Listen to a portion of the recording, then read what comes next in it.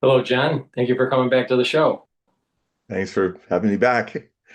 All right. So, just to remind the audience, in the description, there's a link that will allow you to get to John's website to sign up for periodicals and also sign up for reading if you would like. We'll talk about that throughout this broadcast, but please click that link and that will take you to his website. In addition, we'll be taking questions, so type them in the chat, or you can also listen to the show on X Spaces. I'll be posting the link and you can ask for the mic and you'll be live on the show asking your questions and hopefully it'll be more interactive. We like these shows to be interactive with the audience. So, oh, further note, please make sure you subscribe and click the like button so we can grow this show here. So, John, take it away. Well, also one thing I want to also add, this is a fundraising time for me. And so of all you who are watching, I have a little thing. If you donate $5 or a little more to that link on to Hogue Prophecy, I will give you a one-time complete full Hogue Prophecy report, the most recent one that's been published, the one that's been quite the rage among my readers. And it's the March into April 8 articles about what's going on in the war and what could happen in the next few years and all of that, which we're going to touch upon a bit here. So, yeah, just be sure to come down. And what you need to do is just so that I know it's you, is write down Paul. That's the code name, Paul, to get Paul to get your special one-time edition, and uh, and I hope you do. Okay, so John, we had a big event that took place yesterday. Do you want to talk about any of that? Which one? Oh, Oh, that yeah, yeah. that Right. that Keystone Cops. Uh, yeah, I used to work in security, and even just as a basic security guard, not FBI or anything like that. I saw so many things that were wrong in that whole scene where this guy just runs through, and two guys are got their backs to the hall. Two guys are having jawing some conversation, and then one guy by accident, probably not by any of his intelligence, was actually looking kind of towards the area, and it was almost like, remember that scene in Monty Python the Holy Grail where there's two guards at the door of the castle, and then you see Lancelot running, and then he's there and then he's coming closer, and they're still not quite noticing him that well, and yeah, he's getting closer, and then suddenly he comes through, kills one of the guards, and the other guard goes, "What?" Like that. It was, and then today, all the other things that were wrong, like a lot of people that were there, a lot of the press were there. They weren't checking things. It was really lacked security. It was, it was a slop match. And again, is this just a coincidence or is it a pattern?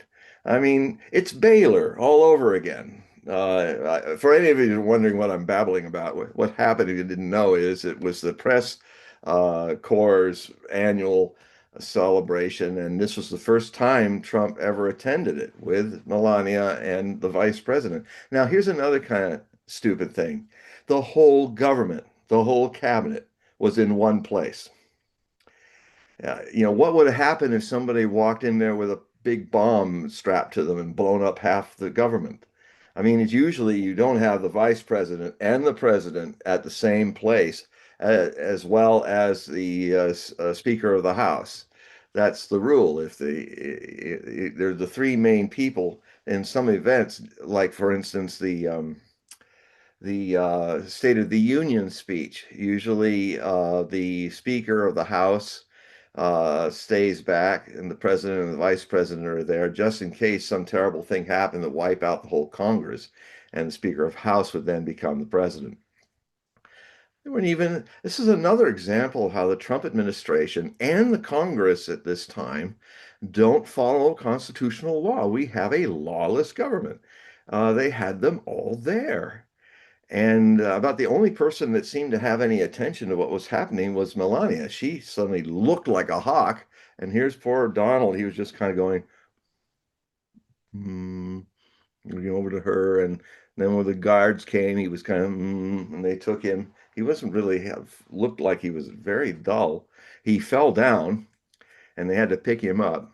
After they took the vice president out with the team first. So they didn't even take the president out of danger first. They took the vice president. I don't know if that's just a wicked joke or somebody that they find more non-campus, well, cognitively undeclining. So that was a travesty of security. So that just shows that even even the president's Secret Service are just it's kind of unraveling into a goofball Keystone Cop show. So yeah, I wonder because it was so Baylor, it was just so Baylor all over again when Trump was shot at and got his ear clipped, and one person died and one person was seriously wounded. There were all kinds of things that were wrong about that. So. Um, And I can take this theme to another variation, which when I saw the photos from cell phones on U.S. Navy ships in their cantinas, I thought maybe this was a joke. They were showing how much food they were giving Uh, the crews. Just basically 1,400 calories. And so this is not enough to go running up and down gangways and running back and forth in a ship. And if anybody knows the Navy and been in the Navy, it's one of the perks of being in the Navy, volunteering to be in the Navy, that they always have great food. The chow is great. And I can't think of anything that would demoralize a crew more, other than the toilet problem that they were having on the carrier, that would make the morale pretty sour. And so if this is, and it's happening because, as I said, there are not enough, I've said a few shows ago that there are not enough transports that are sending supplies to what the decision was when they're not getting enough people in the Navy to crew the whole Navy. They decide, oh, we'll just crew the warships that shoot something, and we'll just mothball a whole lot of the transport ships. Now, here they are on the other side of the world, not getting enough food or supplies. I mean, this lull, they were mainly using this lull to supply everything again from a lot smaller logistics fleet, having to go many days. And this is just our system. What we're seeing is the United States, the biggest existential revelation of this is the United States is not really that big a superpower anymore. Already, it's really it's slovenly. It's not able to do the work. The signs of this were happening when all the U.S. weapons that were sent to Ukraine were showing how bad they were on the battlefield. How it got to a point where the Russians, Medvedev, and primarily the Secretary of the Supreme Council, and probably Putin's replacement. He was saying about all the Abrams tanks and all the German Leopard tanks. He said, "Please send your tanks, send more of them. They really make good bonfires." And they did. They just blow up and flame out. And so we have been hiding these problems for decades. And it's easy to go after tribal people up in the mountains of Afghanistan and look pretty impressive. But even they remained, and we left after 20 years. The Taliban won. And then you see the Houthi, who are even more extreme climate and stuff. And the U.S. Navy was defeated by them. We just called victory and got out of the Red Sea, but we did not defeat them. We can't even defeat the Houthi. Um, we put a blockade, quote unquote blockade, that has our ships stretched so far away, like 800 kilometers, 500 kilometers away from just out there. If they get lucky, that they might grab some ship. And it's like, and now maybe 35 to 40 ships are getting out without any hassling from the U.S. Navy because they don't dare move any closer because Iranian missiles will sink them. So, this is what the world is watching, and it will forever change the way the world looks at military might of the United States. They're seeing that we are the paper tiger.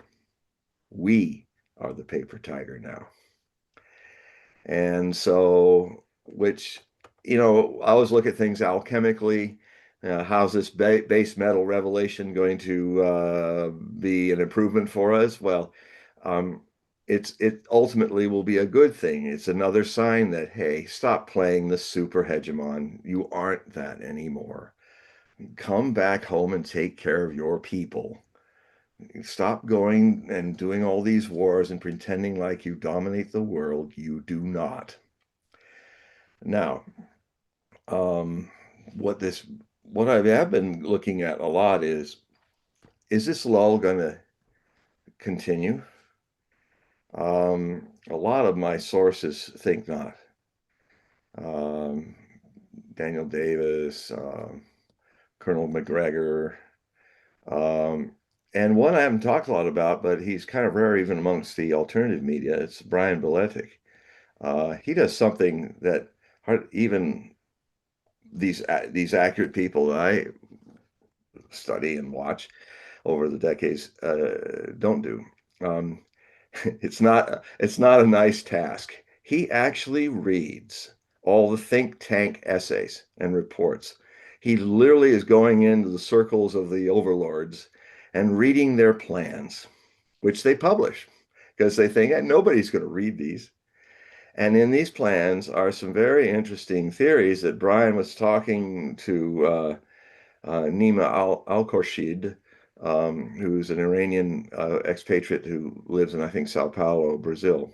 And um, it actually, in a nutshell, comprises what I have intuitively felt has been happening and already been writing about for a few years as this world war that we're in has been going on, which, by the way, is since February 2022.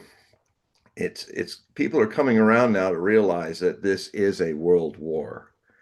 It's natural, it happens. It took people 2 years and 3 months to call World War II World War II. It took the Pearl Harbor attack that brought in the Japanese and Hitler and fighting the United States. But frankly, I would actually say that World War II started in the mid to late 1930s. It's very violent prelude was the Spanish Civil War, where the fascists and the Soviets were on the Republican side, and the fascist Italians and Germans were on the Franco-fascist side of the Spanish Civil War. And it was a testing ground for a lot of the weapons and strategies that would be used not too many years later in Europe and from the time of the invasion of Poland on. But a year after the Spanish Civil War began in 1936, a major event happened, which I think really, if you don't think Spanish Civil War was bad enough, I think this should have been the official beginning of World War II, when the Imperial Japanese Army and Navy invaded China. It was a massive invasion and one of the largest and bloodiest theaters of World War II that doesn't get a lot of attention in the West, probably because of Asian bias, historical bias. But that started in 1937. So, as far as I'm concerned, World War II started in Spain and in a major way across China. And then a few years later, the Central European front opened up with the Polish people being invaded by Nazi Germany, which then had a 6 month respite. And then the Battle of France in 1940, May and June, which then notice how they're getting more close together now. Then immediately followed by the Battle of Britain, a little demonstration that Germany did not to invade Britain. They weren't going to do that. They just thought that they might get. Hitler was always an Anglophobe, not an Anglophile. He loved the English and the English culture. He considered them cousin Aryans, and he was very shocked when the war started that the English joined the French in fighting it against them. And he used to say in his secret conversations, which were all quoted and recorded, he said it's a real sorry thing because no matter what happens, he loved the whole concept of the British Empire. He said, "I want the British to rule the oceans. We'll rule Eurasia. Our empire is a land empire. Theirs is a sea empire." And he said, if we lose or win this war, Germany, one thing is certain. This will be the beginning of the end of the British Empire, and it's too bad.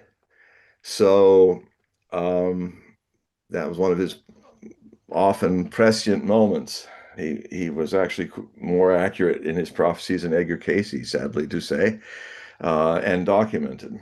I have been thinking of writing a book about these. But anyway, so this whole what's happening in parallel in this Third World War is, I started being one of the few voices saying, no, the February 2022 is the beginning of World War III.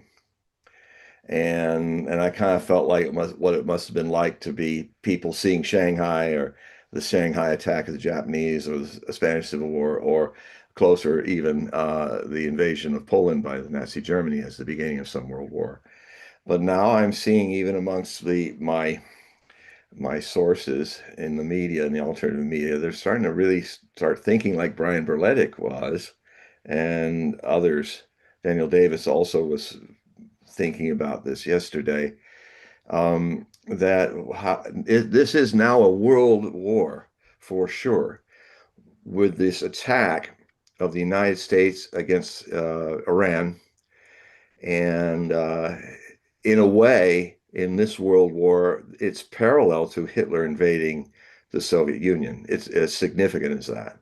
And that was around that period that people started thinking of this as a world war, because Iran is rapidly becoming the fourth world power through this war.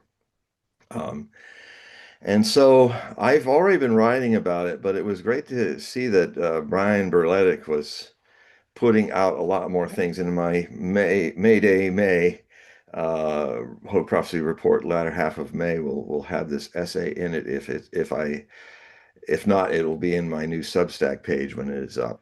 But it's like defining what I have often said, that this is a war that the American hegemon, I'll call this, being rapidly threatened with rapid decline because of a couple factors.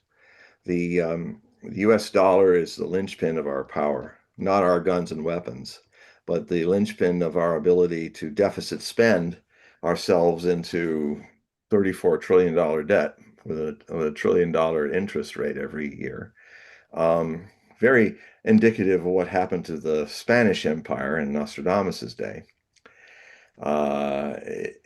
It actually marked the beginning of the end of the Spanish Empire towards the end of the 1500s, from the kind of deficit spending that we are doing. Well, things are happening much faster now. Rome took a half a millennium to collapse, but a lot of empires, when their collapse comes, it's very rapid. The Soviet Union was declining, and then by the time they had just a little conflict in Afghanistan, trying to occupy Afghanistan. It was enough to really bust the Soviet Union and make it implode by 1991 and turn into the Russian Federation and implode completely. Break up, large parts of it left the Soviet Union, become independent states like Ukraine and Kazakhstan, and so that was a very rapid collapse of the empire that was the Second World, the Soviet bloc. Um, the other empires that come to mind that went fast was the Austro-Hungarian Empire in World War One. It was gone in 4 years of fighting. It imploded and broke apart. The very young German Empire that started in 1870, end of 1870, I believe, maybe early 71. I can't remember exactly when they were in the Hall of Mirrors. I've been in the Hall of Mirrors in the Tuileries. It's quite amazing because this is where the peace treaty of Versailles, I mean Versailles. Um, and the German Empire also was destroyed in 4 years by World War One. The new empire that was the biggest German empire in history, Hitler's Großdeutsches Reich, it lasted 5 years and maybe 7 months. The Imperial Japanese Empire basically collapsed in 3 years of World War II. And so I'm thinking that, and this is going to sound crazy. I agree with Berlet. It sounds crazy, but it's what the think tanks are doing, and I gotta wonder. Now I'm wondering if there's going to be some kind of make a show and butt out because Trump desperately wants to get us out of there because now he's really where the Iranians were doing they were in command of escalating the war. Now, as they're sitting there, they're in command, have the escalatory advantage of doing nothing. They're just sitting there, also replenishing their needs and starting to rebuild things that the Americans blew up and the Israelis blew up. And so um, their waiting is a weapon because Trump can't stay there. He's lost in everything. And now what's happening is all the impacts around the world of all this disruption of the Persian Gulf, oil, gas, and its byproducts that were used for making plastics and especially the big byproduct for fertilizer, urea, and other things that are literally there's a chance that 20 to 30% of the materials needed to grow crops and keep the green revolution going. Well, the green revolution with a drop of 30% is over, but it has 8.4 billion people to feed. There is going to be famine, and not only in the places one usually expects it, there will be famine even perhaps in places of America, food crises, and in other places. And that's coming probably towards the autumn. So the thing is that what is going on here is a war over energy dominance. The think tanks that the idiots in our leadership listen to are and think as truth is we are basically trying to repeat. If I understand Brian's theory, we are trying to repeat the fortune that we had at the end of the last World War that was profiting from the misfortune of most of the industrial nations that fought the war that were completely devastated. Not only in Europe, but the Soviet Union, which did the lion's share of winning the victory of World War II, lost 27 million people, 14 million wounded and injured, 9 million Soviet soldiers dead, and I think 18 million civilians that starved or died from the Nazi invasion. which claimed in total 5 million Germans and maybe a few million more Axis people. So this was so America was the only the reason why Bretton Woods happened and people started to look at what's going to be the new world order in the post-World War II world. It was pretty easy to pick who was going to talk about that because they all came to where? America to discuss this. Starting in 1944, we were basically the only big economy left standing in the world of major first world economies. All the others, Japanese were destroyed. The Dutch and the Dutch East Indies, their economies were in ruins. Germany was a lunar landscape, its ruins. France, everybody. So the Americans had capital politically as well as industrially to think big. And in fact, General George Marshall, who really ran World War II for the American side, he then became Secretary of State with Truman, and he ended up creating the Marshall Plan, which was used somewhat in Asia to rebuild nations, but it was primarily focused on rebuilding Europe. And we had the money because nobody else had money. We had only had a few craters fired into our uh, into Santa Barbara by a Japanese submarine, and there was a family in a picnic that got killed by one of their floating balloon bombs, and really, except for that, that was it. That was all the bombing and strafing and killing that happened on our homeland. We were very lucky. And in a way, some of that luck shined off on our allies. But also, what happened was it started to create this new world order where America founded NATO, North Atlantic Treaty Association, and it was our way to create the new block of the free world, so quote unquote, the first world that had the Europeans as our satellites now, not no longer the masters of the world like they were before World War I. Now we were a superpower, and the Soviet Union were the two superpowers dividing the world.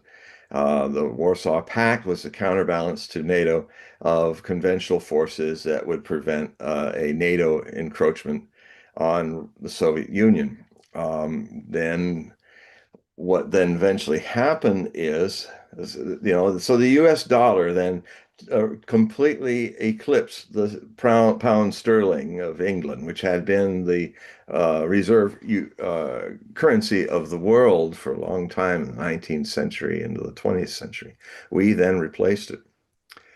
And so and then with the change of getting off the gold standard and floating our currency, we went from gold being the reliance of it into Saudi Arabian petrol.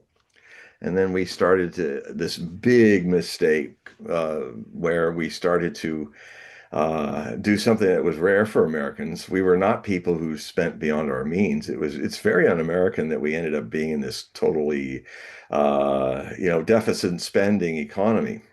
I mean, even when I got back from India, I've always been a pay-as-you-go person, but I looked at how I could get my career going as a writer back in the States, and I said, I'm going to have to join this economy, where I'm going to have to maximize my credit card and then start paying it off so I can just get a start.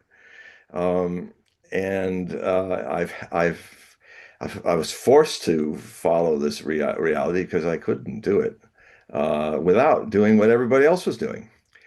It's sort of like the way I'm trying hard not to have a cell phone. It's getting harder and harder each day not to have a cell phone because it's like it's the tyranny of you must have it to actually be a citizen now.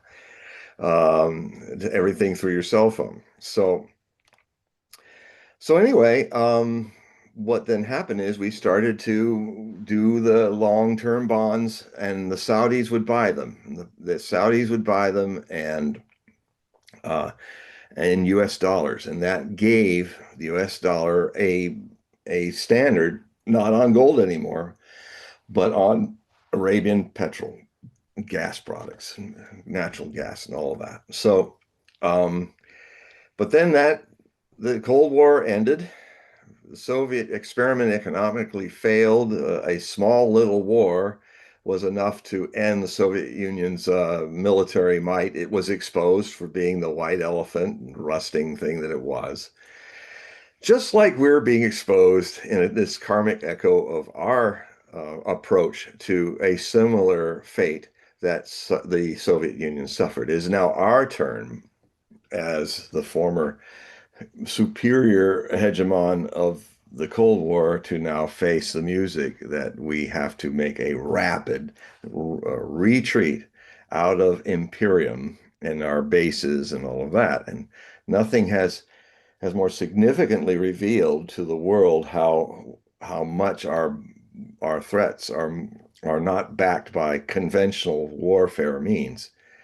Now, of course, the danger is we might think the danger for the United States leadership and the danger for us is we might both mistake, and the overlords and the overwhelmed might the people might make the mistake of thinking that this declining hegemon is no longer very powerful. It is still exceedingly powerful in a most dangerous way. If all of its lower escalatory ladder weaponries and steps are all kind of showing that to be dysfunctional, what's left but nuclear? What's left than the temptation to say, well, maybe if we get the Iranians' attention with a 74 kiloton nuclear bomb on Tehran. And I wrote about those who read the Hogue prophecy reports, and the one that I'm making available for those who haven't for $5 is that you will if you put Paul on the thing, is that you we will be I had said in this stellium of all these planets in Aries, god of war in astrology, also the god of new beginnings and new enterprises. Right now it's kind of leaning towards the god of war. um, And I was saying that after this stellium reached its maximum between the 16th and 18th of this month, that was kind of the conception of the influence that's kind of come after it. And so the influence, the thing that's going to impact us, the actions that will come as a result of this stellium, whether it's war or new beginnings, is in the second half of April. And I was been warning my readers that the way it looked, that the last 2 weeks, we're through the last week where it was the week three was when Trump had his meltdown. Around that time or shortly after, had his meltdown, where General Kane, who is the head of the Joint Chiefs of Staff, Trump was for 3 hours having this 8-year-old screaming and yelling. He was out of control. He's having a cognitive meltdown, and they were in the midst, all the people in the war room and in the midst of command and controlling how to get those two fighter pilots out and not have them be captured, and some of the other stuff that was going on, which basically they were trying to handle the damage control of a smaller version of what he threatened to do to steal the uranium powder from the Iranians and then use that as some theatrical, well, we stole their nuclear power from them, declare victory. The silliness of that is that they could probably regenerate that amount of powder in a year. So it's not really a major deal. It's just a postponement. Um, so anyway, finally, General King, thank goodness, he found his spine, and he basically backed Trump out of the war room and said, you have to stop this commotion. We have a situation here. And then he was like he was yelling, I want the football. I want to look at the codes. I want you to bring in the nuclear codes.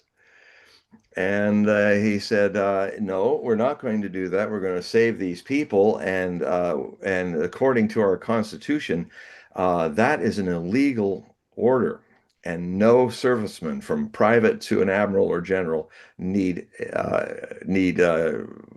obey that. So he said, "You calm down, Mr. President. We need you to calm down, and so go out there and settle down and let us do our job." So that was so he, being that he is really a bully wimp, and if somebody really stands up to him, he crumbles. He went and sat down. Granddad, it's time for you to sit over and play with your tiddlywinks while we do this stuff. And so the what's happening is that our current think tanks and their leaders, and neocons and all their think tanks, are basically sharing the view that they're actually there to destroy the Persian Gulf. And or destroy Iran's infrastructure, take it into the Stone Age. They're there to do that. And of course, Iran's response to that is, well, if you do it to us, we will take the rest of the Gulf states down with us. And then that will impact you and impact the world's energy source. We don't want to do that. We never sought to do that. But if you're going to take us to the Stone Age, we will take all the Gulf kingdoms, Saudi Arabia, and Kuwait with us. And all that oil and all that stuff that you need it'll be even more, like 32% of all the things you need in the energy markets to make a modern global civilization run. And it will be it won't be a recession. It won't be a Great Depression. It will be the greatest depression, which I've been writing about for over 15 years. And it will happen. But what I'm gaining understanding now is they don't care about that. The powers that be, what they want is to create a devastated world where everybody has to buy oil and gas and LNG gas from the Americans.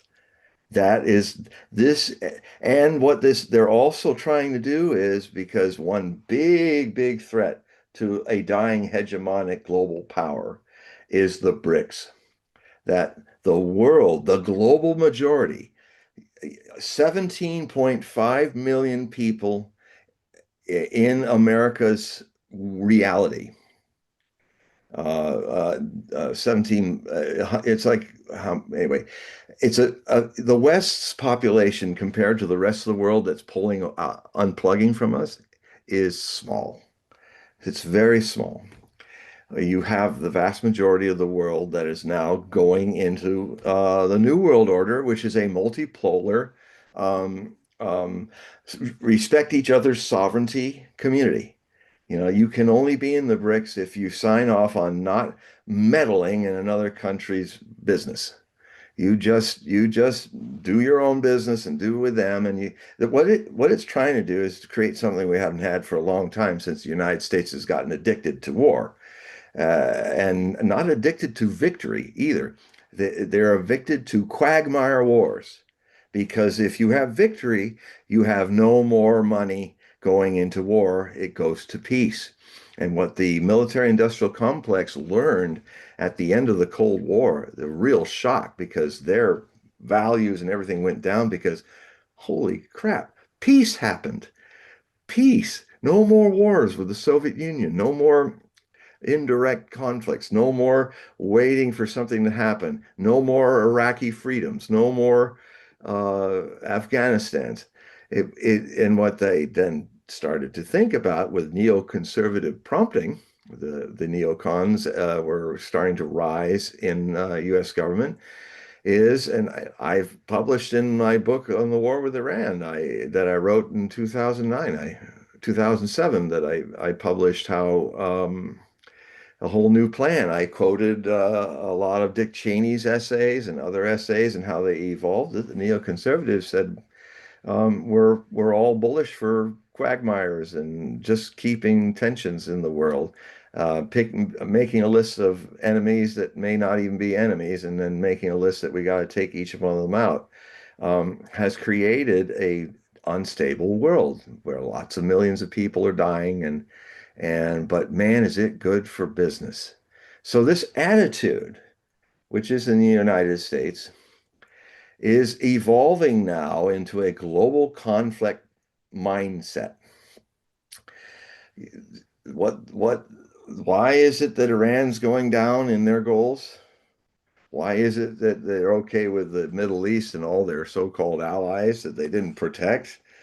To see them literally have their water desalination plants bombed by Iran and literally cause millions, hundreds, 40 million people to leave the Persian Gulf, mostly Saudis. It's part of the plan. Berletic was talking about how there's this major expansion of natural gas fields that is going on. There's of course, if the oil is more expensive, then fracking can be resumed. It thrives during a high oil cost situation. So all those fields in North Dakota will be fracked again, and because it then makes a profit. So these people have no scruples about. They just want power. They just want to keep America as the dominating figure. And if they ruin everybody, their goal is to make sure that we're less ruined than everybody else. So we're the boss. I mean, that's as vulgar a way as I can paint it to you.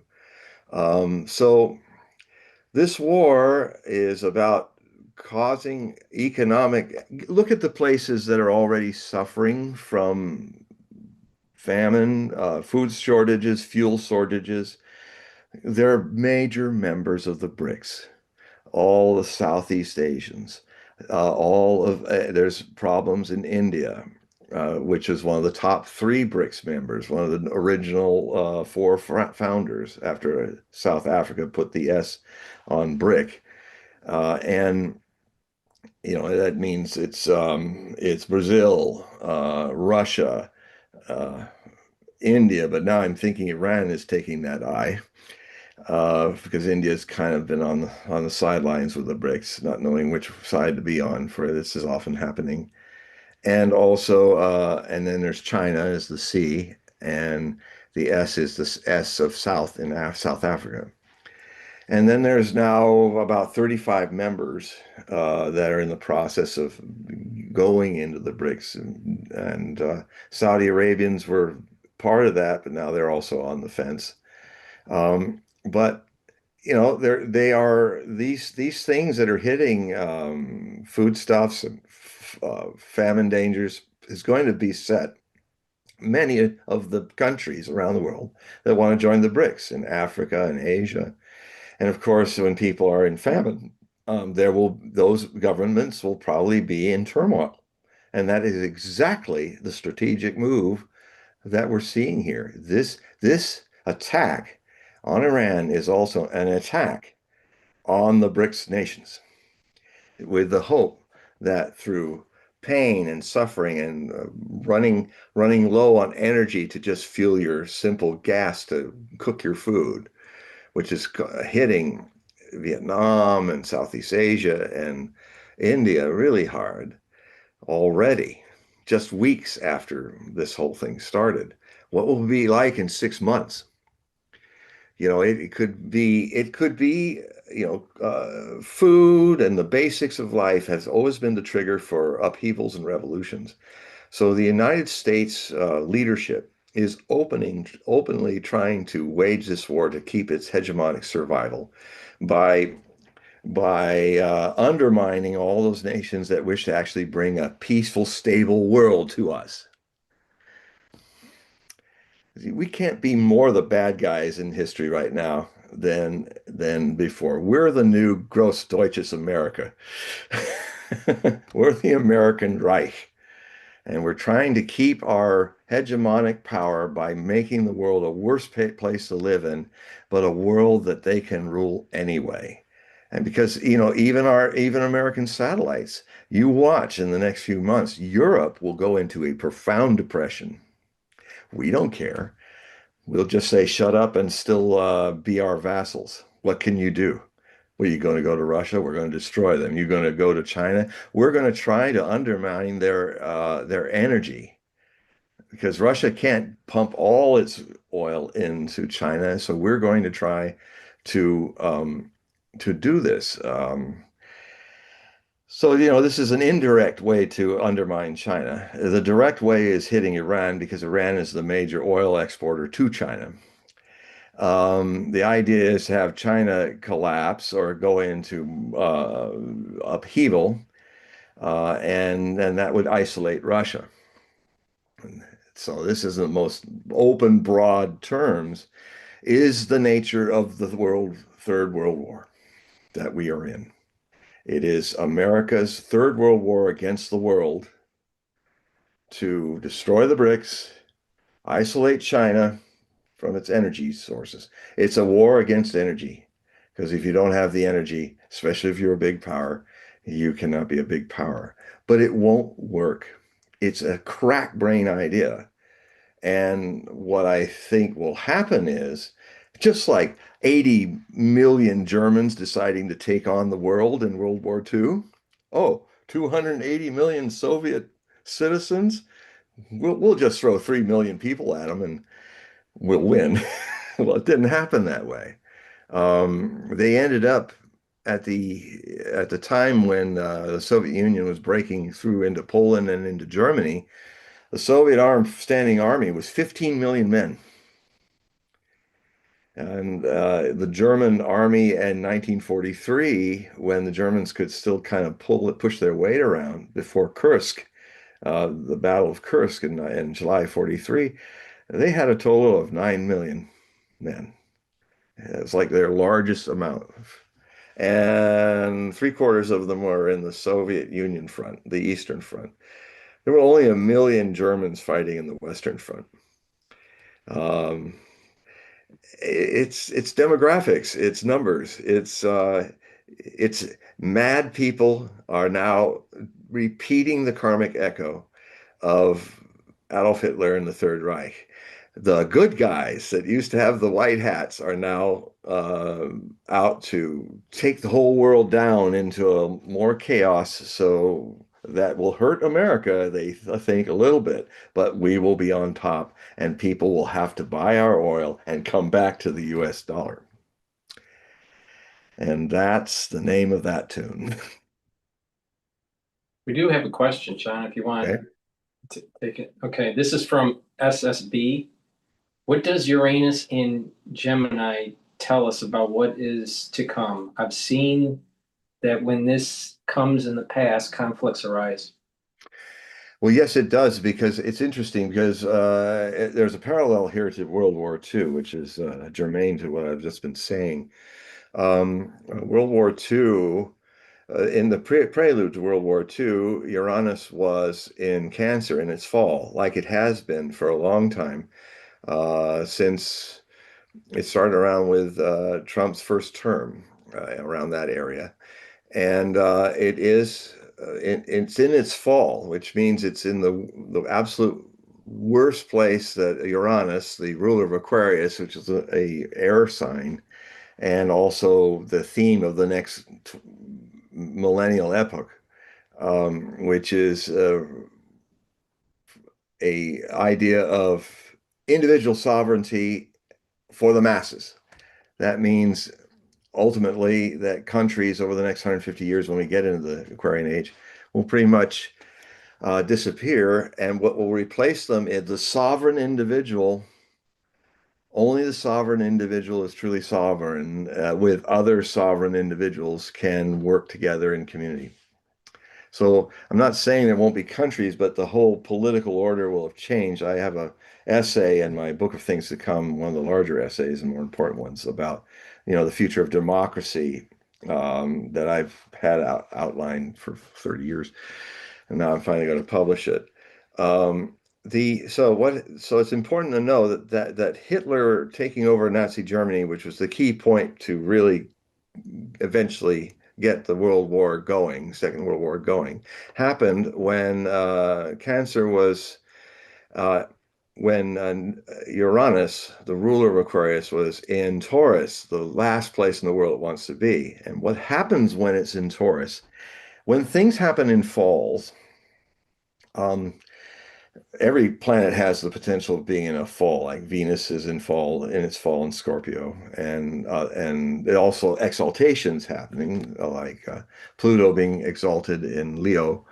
Um, it's because Aquarius is the revolutionary change planet, the humanitarian. If it's stuck in the mud of Taurus and stubborn Taurian negative potentials, it literally is a moment where the state takes the power of revolution to make the state more powerful and you less free. That's what Nazi Germany did. That's what Mussolini's Italy did. That's what the Imperial Empire of Japan did. And that is what also had Stalin during the time when Uranus was in its fall in Taurus, was the great terrors and purges of the Soviet Union by Joseph Stalin.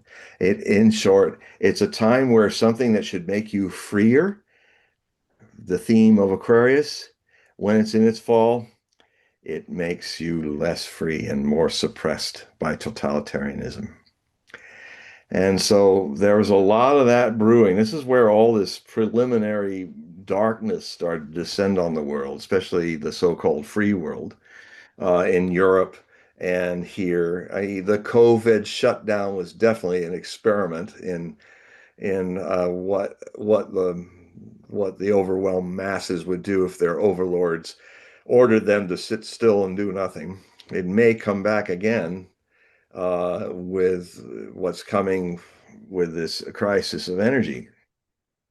So, so the so what then happened is towards the time of World War II beginning, Uranus left Cancer and went into Gemini. And if I recall, for the majority of the its transit, most of World War II had it in Gemini, and and so that is a situation of polarity, finding complementary new ideas, new. It was the whole idea of thinking up a new world and United Nations and all that also comes from Jupiter. That's right. It was Jupiter we're talking about. It was in Gemini. Anyway, it is a I'll check that. Sorry, folks, but the the main thing about what I see about Jupiter in Gemini is new ideas, new thinking. So I actually have an article for my next May Hogue Prophecy report. I was writing on it today. Um, and it is so look to see there's going to be confusion and it's going to be exacerbated by the way in which Jupiter may be aspecting Neptune in Aries, which it's there for a long time till 2039. And Neptune in Aries is makes it difficult. One wants to move forward. Aries is about new beginnings, step forward, start something new, but a confusion about what is required to make it the new successful. It is a planet that rules two things: mass media, collective messages to the world, and as well as the other aspect of Neptune, Poseidon of the Greek gods, is that he is not only a god of the ocean or the oceanic message or the oceanic things, he is the god of earthquakes. Obviously, that was brought into it by the ancient Greeks because of tsunamis that happen. So, tsunami changes, not always planned, is something that can happen. One tsunami is happening in this period of time is a temperature tsunami, where the whole world is warming up. The wave, if you turned water into temperature record waves of numbers, it's going like this here, and suddenly it did a couple jumps. There was a tsunami after 2010, and then we had a whole string of very hot years. This year is probably going to be with the super El Nino that's coming is probably going to make this the hottest in temperature record breaks of them all in human history that we've lived. And so that's another spike where, because tsunamis don't come in like a wave like this, like you see in the movies. Basically, what it is, it's literally like the whole ocean is being tipped into the land. Like if you had a pool and you had this model of land here and you just tipped it down for the ocean to just come in. And so if you ever watch the CCTV cameras of the island of Hokkaido during the superquake that hit in March 2011, you will see some remarkable things. It doesn't come in as a wave. It's like the whole ocean just decided to rise and everything sinks under it.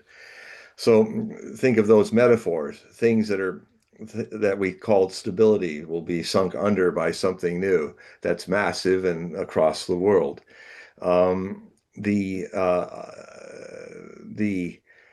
some of the earthquakes are revolutions. So it is, and of course it'll be very much a struggle for the next 2 years when Neptune is interacting not just with Gemini, confusing it more, struggling into it, making it more like, am I this way or that way for the polarity of Gemini? Are we going to go here this way or that way? Is this right or is this wrong? And so there's a lot of that going on, but there's also um, with Saturn in its fall, that means it's Aries is like Uranus being in Taurus. It means it's the worst place for Saturn to do what it does. Whatever Saturn can do in as its natural way of showing truth over limitations of illusions.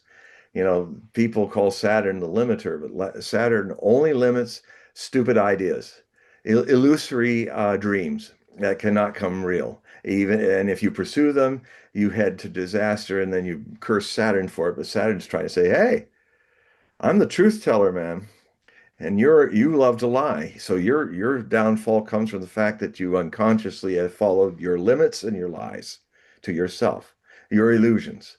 I limit these. If you love truth, I'm here saying, hey, wake up. Don't go there. Hey, Napoleon, don't invade Russia. Not going to work good for you."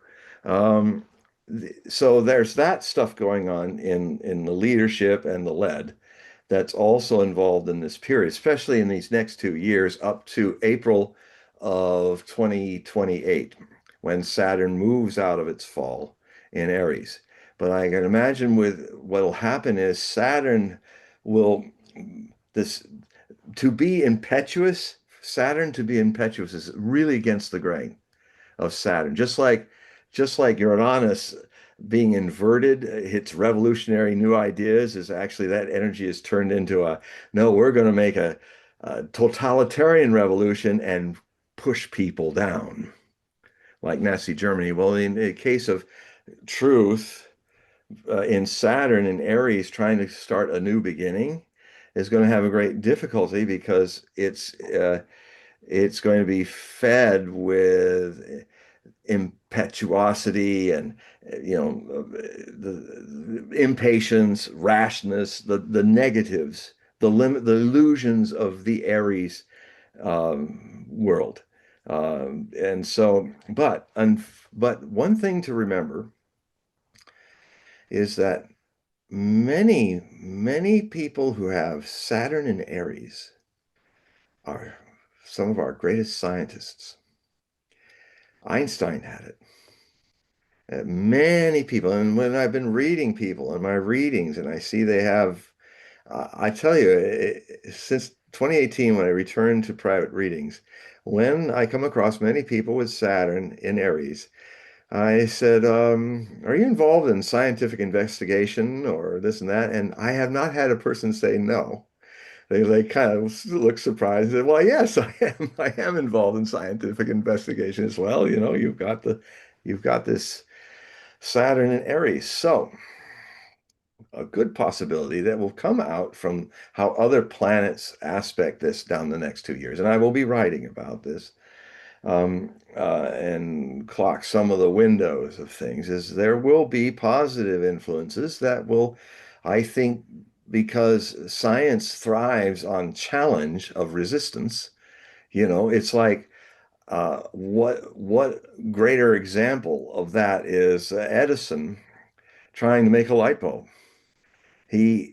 After 2,500 attempts, his assistant said, "Oh, drop it. It's not going to work. We can't make a light bulb." And Edison said, "You're seeing this upside down. We are killing all the failures. Every attempt is getting closer to eradicating all the wrong ways to make a light bulb." And so stay with it. We're very close. Yes, I know, 1,000, 2,000 failures. That means we're very close. And his assistant didn't buy it, and then he went on alone. And 2 steps after that, his wife woke up and ran in the middle of the night into his lab. I said, "What the hell is that light?" "There's this light. What are you doing?" And then she saw the light bulb lit up. So struggle and retrying, struggle is part of the scientific process. Failure and then try again. And what I'm saying is that in the next 2 years, there could be the seeds planted for some remarkable inventions. Who knows? Some of them might even make oil irrelevant. Who knows? Maybe some of them might find another way to make fertilizer. When there are shortages of something, that inspires people to find other ways to do it. So it's going to be a mix of that too, to be positive about it, to be alchemical about it. These hardships coming challenge human beings to rise up to them. And these things that try to suppress human beings, um, they usually fall apart on their own hubris because it, it just doesn't work. Nazi Germany didn't work. The Soviet Union of Stalinism didn't work. This neocon hegemonic BS that we're trying to build, when it's past, we should let it go and come back to just being America, a power amongst powers. They even talked about it in Trump's administration, but they completely lost the think tankers got a hold of them, the ones that Brian Berletic reads. And they're saying, no, no, this is what we got to do. And so this is how America will not only lose a war, but a world war, trying to do this silliness. And hopefully, this will be the shock that wakes the American people out of their almost childlike stupor and start to redefine and return home. Cancer country loves home and hearth. Erase all those expensive bases we don't need anymore. Let's take what we've got and go back to a world where we didn't have a military industrial complex sucking all of our wealth away for nothing, not even for victory, just to keep war going in the world. And that's just a terrible legacy about the United States, that it would go there. But we can get out of there. We have to, sometimes when you're addicted to a bad habit, you have to go all the way down before you shake out of it or die, or you step back before you die and start the sobriety of the American dream again. Anybody else? No, but I do have a question. Okay. What's your take, because of this whole conflict of the planets, get alignment? What's your take on the Epstein revelations that are, being leaked out? Do you think something big is going to be happening, let's say, in the next 12 months? Well, I mean, what I'm seeing is the pressure of a new beginning. Now, in Aries, sometimes it'll take a war to expose that, because basically, I mean, Mohammed Morandi, one of my sources, Iranian sources for years, decades, he, I think he coined. I haven't asked him yet. I'll have to write him, see if he coined it. First of all, at least the first time I heard anybody talking about the Epstein regime, that the United States government and the Israeli government are both Epstein regimes, began. Now that whoever's coined that phrase is now crossed all over the place. It's everywhere, and it fits. Corruption, spiritual corruption, constitutional corruption, um, a hubris of thinking that we're the number one nation, or the hubris of a very small nation thinking that it is the master race, um, after Hitler. So, how that go for Adolf? Not very well. It's not going well for Israel, and it could be the end of Israel. So, nations are going to disappear in this period, and be greatly changed. Gulf states may not be there anymore. The U.S. bases in West America might be expelled from Asia, Western Asia. Um, this, so yeah, it could be. It's getting exposed. I mean, that's kind of in the mix. It's also in the mix with Neptune in this same stellium. What's the mass message about this? What's Epstein about? And how does it affect all of us? That's kind of a Neptunian Aries. Maybe we need to look a second time at all this, a new start. So it's just going to be really tangled with a lot of false starts and a lot of confusion. But in a way, it's kind of a conjuring up the demon of confusion that has been underpinning everything that looks only falsely in order, that's been going on in the roaring 2020s. We do have a message from Joanne. She sent last week a request for a reading, but she hasn't heard back. So you might want to check your email. Oh, yeah.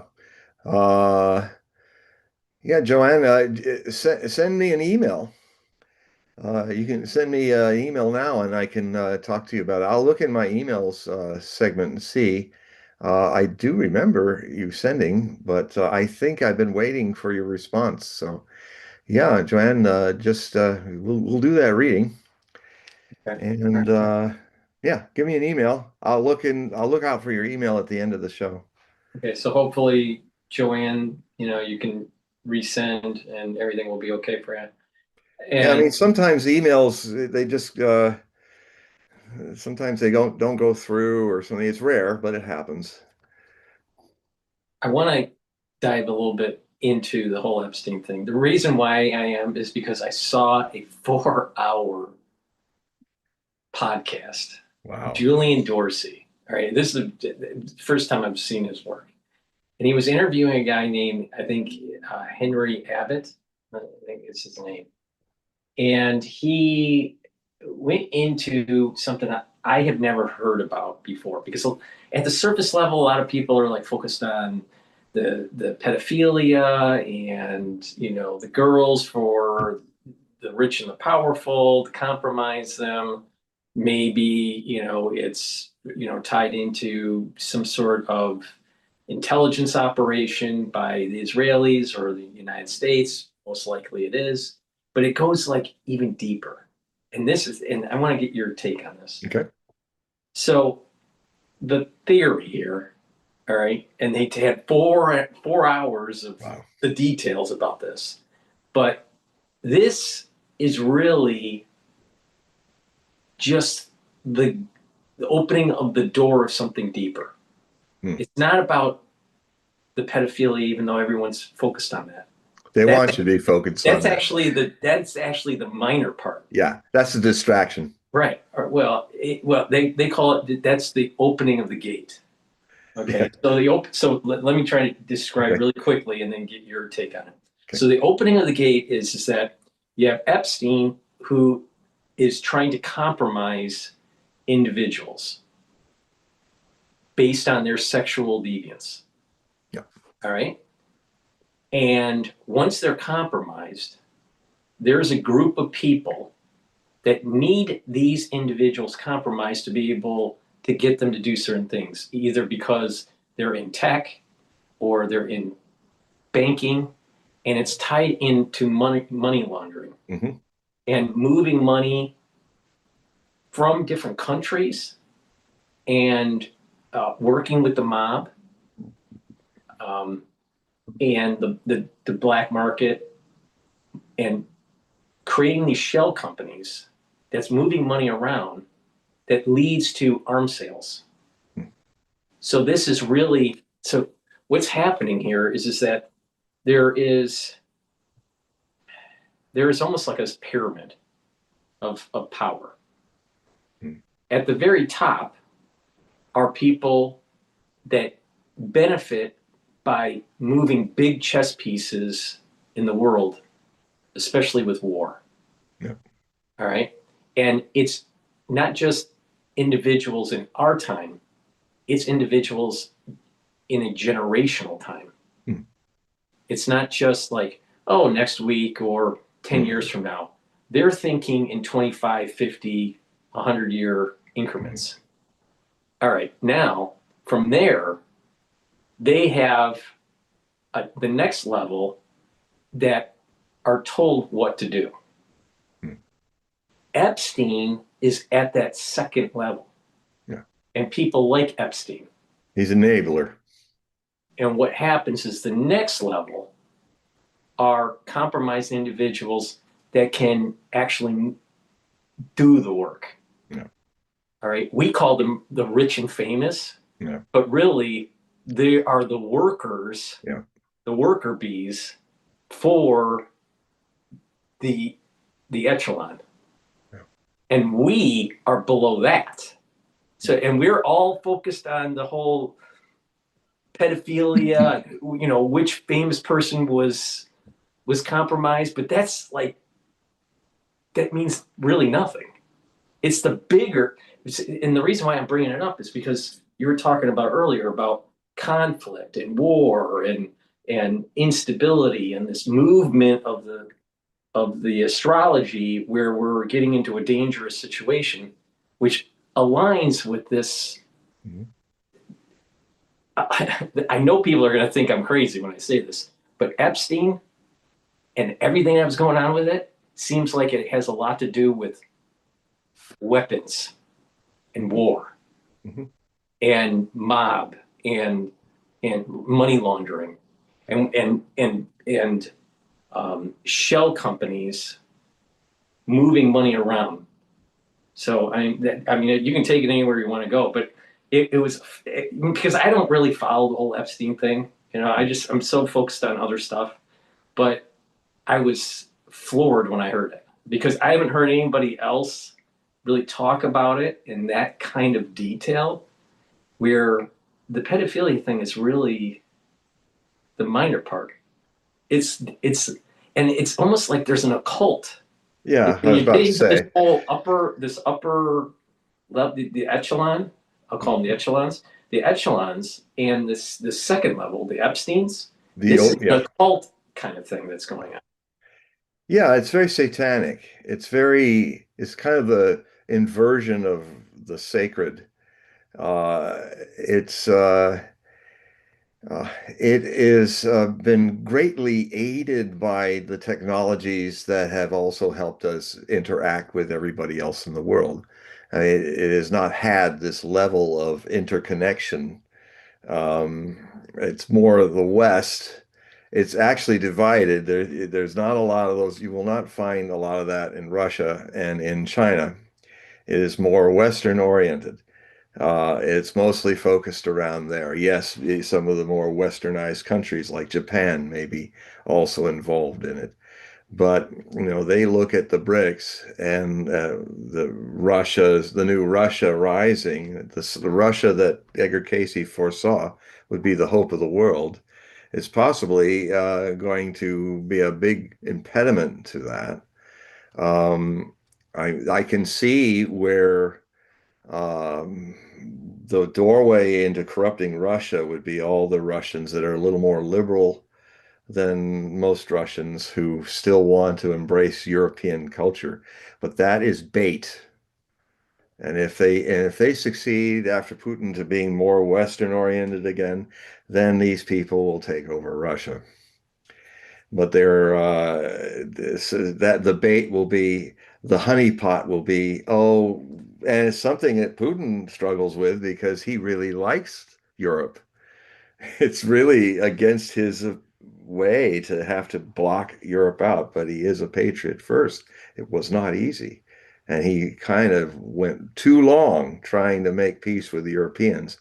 And clearly, those were attempts for this kind of black aristocracy, a dark aristocracy that has reached its pinnacle of power, just as Pluto finished its transit through up to Capricorn, 27 degrees. But the problem was that 248 years ago, a similar version of people like this, especially in Europe, because it was the center of the world power, were, there were the Freemasons and groups, esoteric groups, putting on the airs of some religion, but also having a lot of satanic elements in them. These societies were very much big at the time when Pluto was at its peak of the rise of aristocracies in Europe, and they were all, just like now, profiting from a new class of humans called the middle class.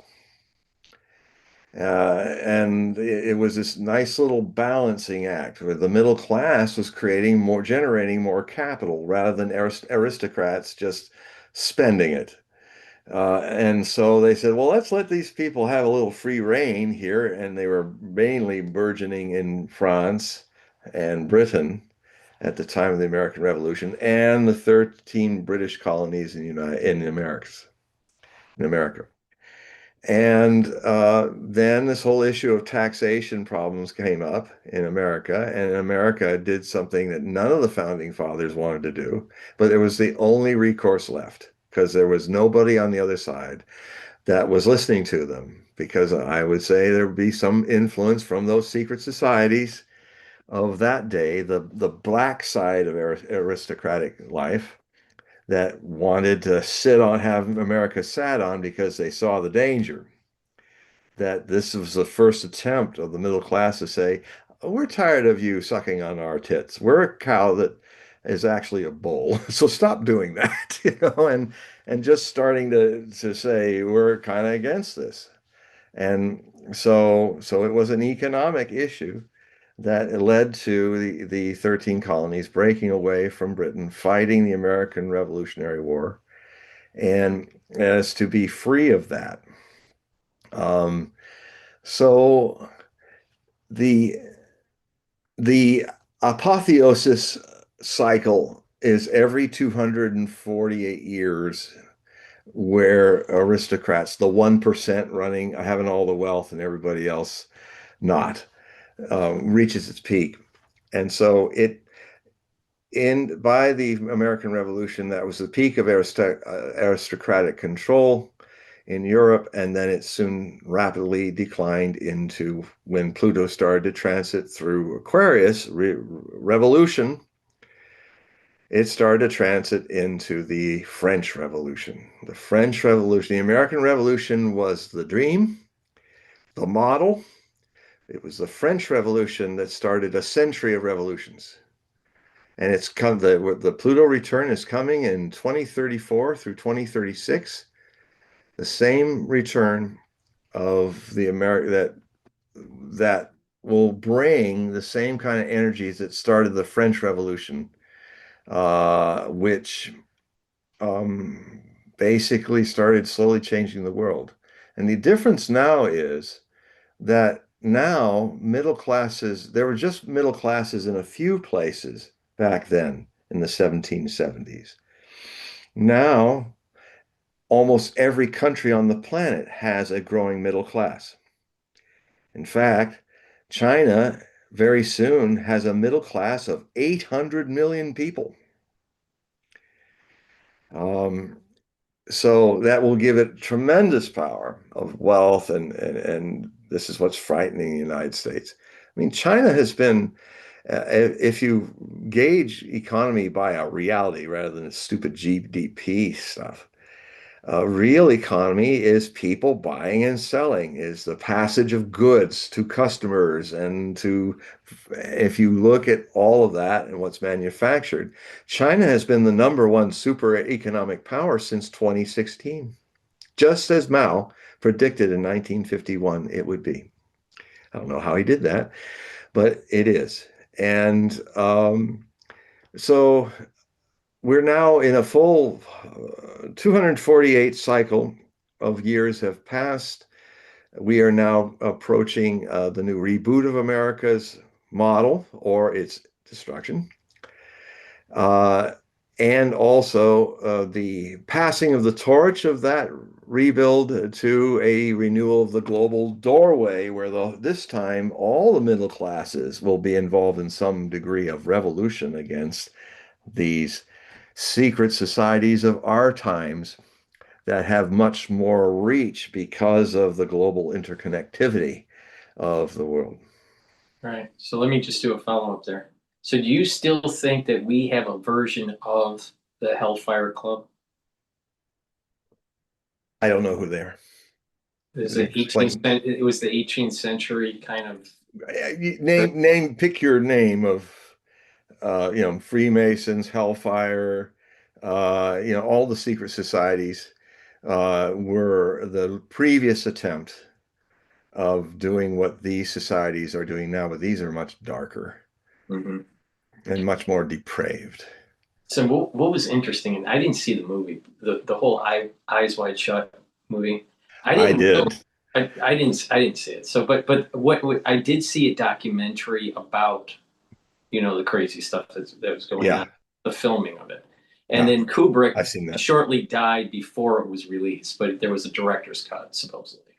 Well, and there's some question whether he went into a dangerous place with Right, right, that right, movie. right. He thought of it as his greatest film, and probably if they left it alone, it would be his greatest film. But man, did he look aged. He aged so fast doing that film.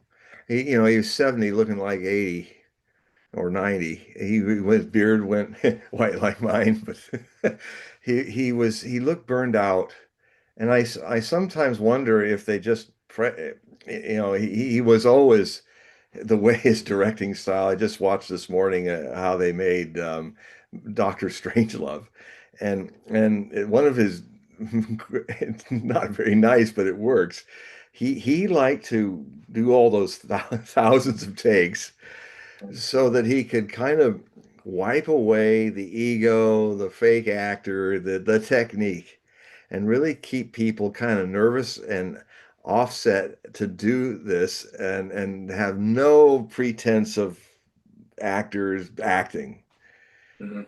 And I had a similar experience when I was in this art film with Richard Evans, who actually was a well-known character actor. He lived here on the island, and he in one session where I had to play this guy who was a real like these guys, a real Epstein character, and he yelled at me. He says, "Don't act. You've got it. You don't need to do any. Just stop doing that. Just." And so I just went into that real dark place playing this heavy. And I looked at this lady, and the way I looked at her was just disgusting. And I remember when the thing was over, like people were like, "Yeah, that's it. You got it. You nailed it." And then at the end of the take, I went, "Ugh, I feel so dirty." And I was watching a lecture by the director of the Lincoln Center.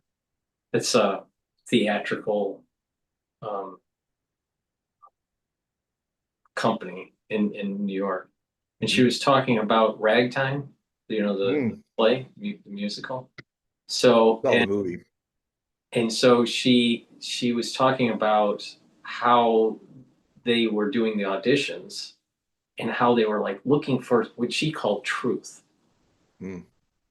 Where because a lot of times, especially on stage, they maybe a little bit more flamboyant, or they sing a little bit too much, Yeah. too forcefully. So Unicultural. she was really focused on this idea of Yeah. being truthful, in the Yeah. acting, or Yeah. truthful during the performance. Verismo, as they say in Italy. Yeah, some of the things that Kubrick did, for instance, everybody remembers George C. Scott's over-the-top performance. It was fantastic, but I learned today that Scott wanted to do it serious. And so what Stanley Kubrick would do is say, okay, just for fun, just do it over the top. And he'd say that in everything that he did. And then when Scott saw the film, he hated it and never would work with him again. But I'm sorry, Mr. Scott, that worked. That's genius. Sometimes genius can be tricky, and I'm glad that Kubrick was so tricky. Well, in the case um, oh, the guy who played the main character in Eyes Wide Shut, you know, the Oh, famous guy, Tom Cruise. Tom Cruise. Um, if you notice, he looks very insecure and unstable. And it's what he needed. Here's this guy, kind of a doctor, kind of goes into this other world. And then when the scene comes where he's crying, he's really broken. And he was even doing he was like doing 100 200 takes of everything, smallest stuff, and he just had to get Tom Cruise, Mr. Under Control, vulnerable. Well, It's there's almost a bit of torture involved. according to the But documentary, directors have to do that yeah, sometimes. yeah, but it took longer to film than what was expected. I think it was like All of his 100, films did. 400 and something. But he really focused on Tom Cruise for two reasons. One, to wash away the fakeness to get to that truth. Hmm. But also Tom Cruise, because this was being filmed longer than expected, he had other commitments, Yeah, and so he wasn't as versed with the lines, yeah, and it upset Kubrick, yeah, and he did it on purpose just to piss Tom yeah, Cruise off. Which is yeah. the guy who is the crazy guy? Um, Well, there were a no, no, number of. no, no. Now we're going to Apocalypse Now. The one that Yeah. was doing the camera work. What's the actor's name? That was yes, the Is guy who it did Easy Rider. Yeah, Dennis Hopper, right? Yeah, Dennis Hopper. Right. Also amazing as a He was bartender. talking that he had the same problem with Kubrick, because he said he didn't know his lines very well, and he Yeah, kept redoing the takes. that's right. I remember that. Yeah, and he was like, "Oh man, I mean, man, this guy. Oh God, it's a man." But he also was an Indian runner with Viggo Mortensen, one of his early films before he was famous.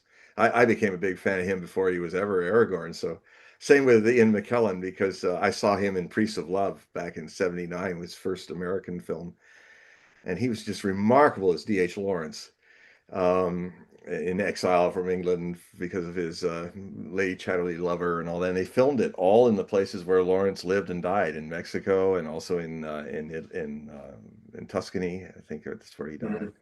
And yeah, it's good directors play tricks. Sometimes they can use it with kindness. Sometimes they use it with confrontation. I mean, the thing I learned is Peter Sellers was supposed to play the cowboy B-52 pilot that Slim Pickens played. And he didn't he said he just couldn't get it right. So Peter Sellers might have even feigned a twisted foot in that very complicated interior of the B-52, which, by the way, got a lot of people in the U.S. Air Force thinking that he stole plans or something like that. It was so close to what the interior of a B-52 looks like. So anyway, I've learned this morning that Slim Pickens was brought in to be the cowboy because Peter Sellers couldn't manage it. And he did all the other characters, but he couldn't manage this one. And he Kubrick never told him that it was a comedy. He said, play it straight. So he had him play the whole thing straight. Even when they got him on the model missile going, "Wah-hoo, ha-ho, ha-ho, ha." um, and he only found Pickens only found out later when he saw the film that he had been, tricked into doing it serious, and in doing it serious worked. I mean, it was, this is the other story about Dr. Strangelove. It first started with Kubrick doing it as a serious movie. He was thinking of this, the whole story would be a serious movie like Failsafe ended up being, which was filmed around the same time, 1963, 1964, just after the Cuban Missile Crisis in 62.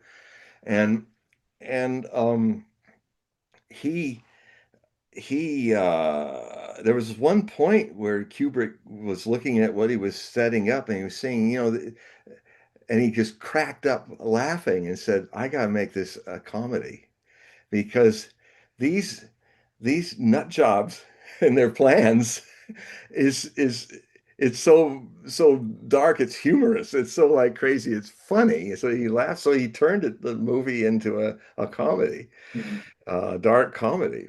And then the ending sequence, he took days of sleepless nights and stuff trying to create, because they had this big pie fight in the war room that was supposed to be the climax of the movie, and there's stills of it.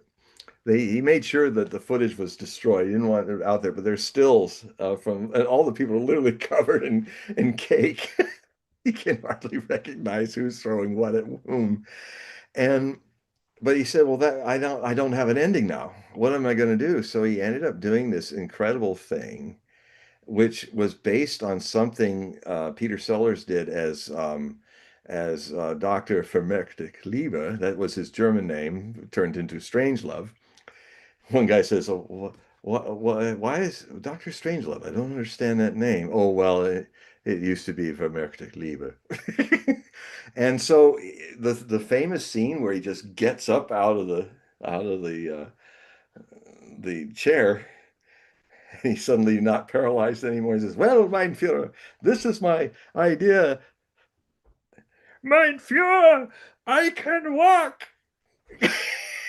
And he goes 3 steps, and suddenly there's a big explosion of a bomb, and you hear Vera Lynn, who used to be the famous soprano who sang beautiful songs in World War II, singing too, and it's a lot of men are singing along with her. This is from World War II, and you hear, "We'll meet again, don't know where, don't know when, but I'm sure we'll meet again some sunny day."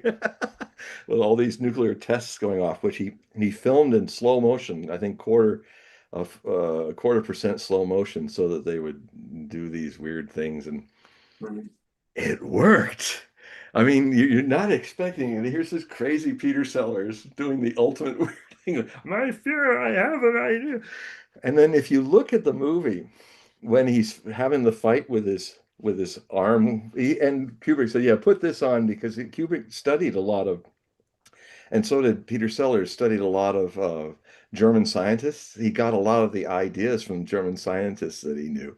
And he started to learn how they're always apologizing when they get it. I'm sorry, Mr. President. And but the part where his hand has a mind of its own, the one that's got the glove on, and he kind of holds him and he goes, and then goes like that. You look at the crowd. The guy who plays Ambassador Kissoff, or no, Ambassador whatever, the funny name they gave to him, who is like the one.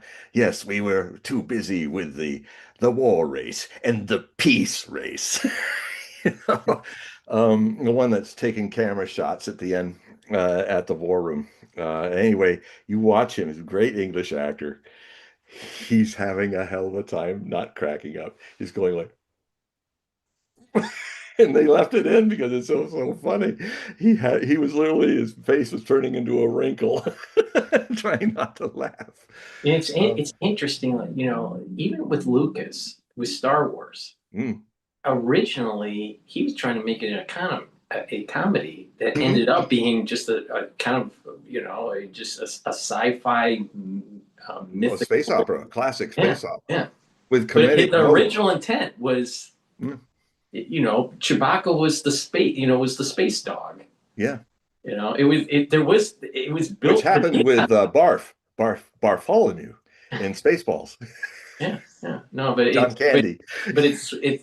during the filming, and it morphed. Another thing that I learned today, Eyes Wide Shut is a remake off of an older German movie. And a novel, turn of the Right, century novel. right. Yeah, from Austria. I think it was an Austrian author, German Austrian author. It has a very old Habsburg quality about it.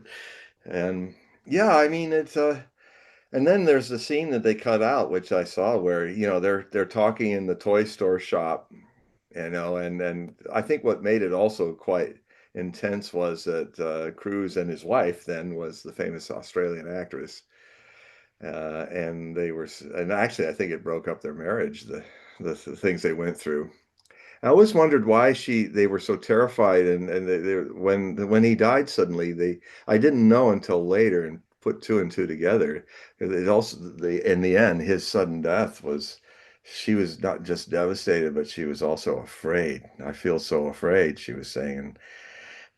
I can't rule out he was going where people of the overwhelmed don't go, into the Mhm. world, the dark world of the overlords. Well, I mean, even And I with think he got killed, maybe. Well, or he just, it's just a coincidence because he worked so hard. And, when you're holding that kind of energy and doing that kind of stuff and doing all those takes in all of his movies, I think he burned his candle pretty bright, it could uh, be, it up could to be a combination. 70.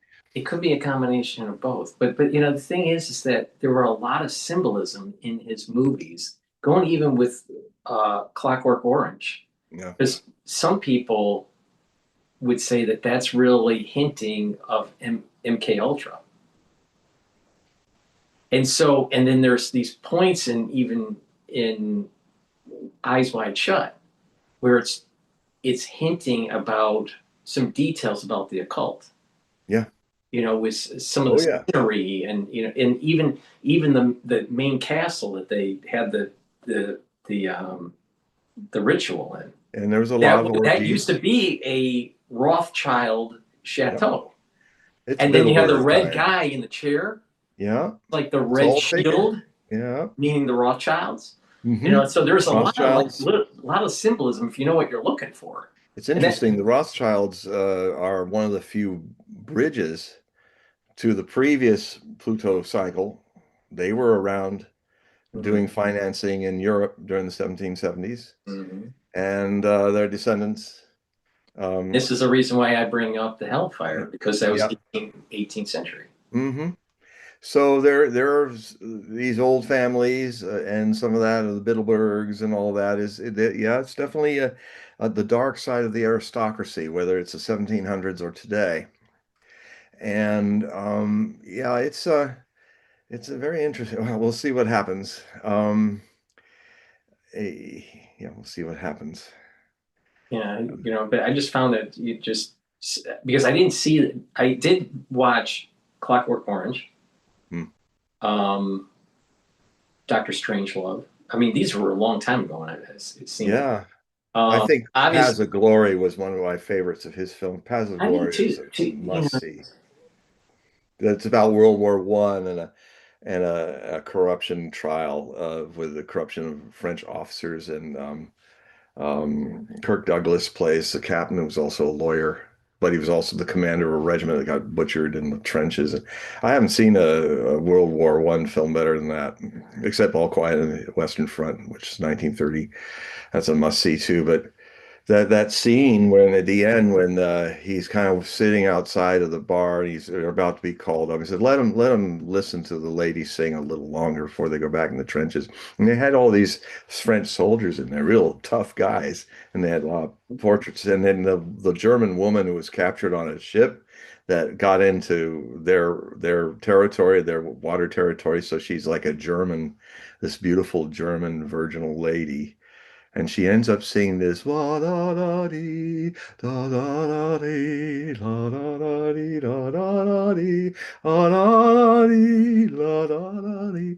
And they had the cameras running, and they didn't take much of a take for that. They literally caught these guys, these tough guys, with the cameras on them starting to melt and starting to cry and starting to hide their face. And it's just so poignant. Where they were like ready to rape her in the beginning, they're all thinking of home and thinking of a life beyond war. And it's just one of the most anti-war wonders that anyone's ever filmed. And so that's a must see in the Paths of Glory. What I liked was the movie 1917. It's a modern film. When did it come out? Hold on. I think Well, 1917 is a pivotal year. it came out in, when did it come out? Bolshevik Revolution. 2019. 2019 was when it came out.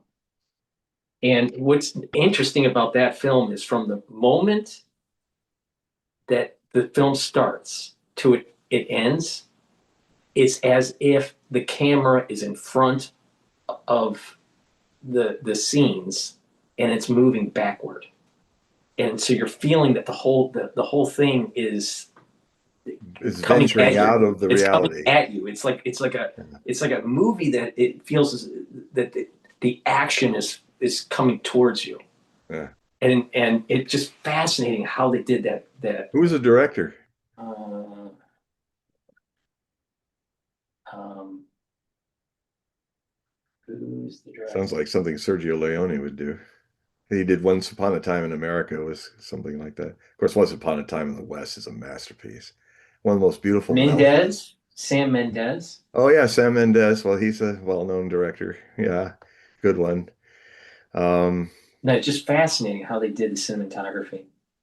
I mean, in Once Roger Upon. Deakins was the Simon. Oh yeah, okay, yeah. Well, there's some good people. But We're I all just that getting an that film experience I that Mr. like. Hogue is a real movie buff. No, I like that film. I thought that was pretty cool with what I saw, Yeah. but with Kubrick, he's like there's a genius Yeah. part to him where it's just Oh, like you can't quantify. I don't even think you can even teach it in film school. It's just something about it. It's just like there's an obsession, but yes. also the A idea of harnessed neurosis, even harnessed for the greater good. yeah. But Yeah. there's I also see it in Spielberg. There's a Spielberg whatever this quality is. Spielberg has it and Kubrick has it. Yeah, well, It's Spielberg. almost like an angle. We're to see the angle, or we're to. Well, another important influence on Spielberg is David Lean, and he did get to meet him because Spielberg financed the restoration of Lawrence of Arabia. And what happened, the story Spielberg told was that they were all still alive. They were all the actors and people were there, and there was David Lean. And David Lean, as was compelled with every shot, he was telling Spielberg what was his motivation, how he was wanting to do it. And so Spielberg's like having the moment of his life. His idol was David Lean. And the master is telling him how, and only somebody like Spielberg would absorb that well.